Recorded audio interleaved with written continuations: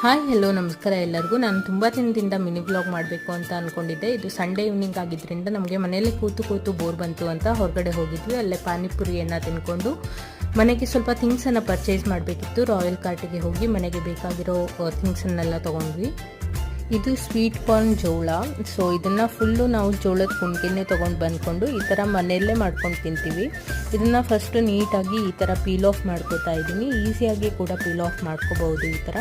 ಆಮೇಲೆ ಅದಕ್ಕೆ 1 ಕಪ್ಪು ನೀರನ್ನು ಹಾಕಿ ರುಚಿಗೆ ತಕ್ಕಷ್ಟು ಉಪ್ಪನ್ನು ಹಾಕಿ ಅದನ್ನು ಫಸ್ಟು ನೀಟಾಗಿ ಬೇಯಿಸ್ಕೊತೀನಿ. ಅದಾದಮೇಲೆ ರುಚಿಗೆ ತಕ್ಕಷ್ಟು ಖಾರ ಮತ್ತು ಲಿಂಬುವನ್ನು ಹಾಕ್ಕೊಂಡು ಈ ಥರ ಬಿಸಿ ಬಿಸಿಯಾಗಿ ತಿಂತೀವಿ ಮನೆಯಲ್ಲೇ.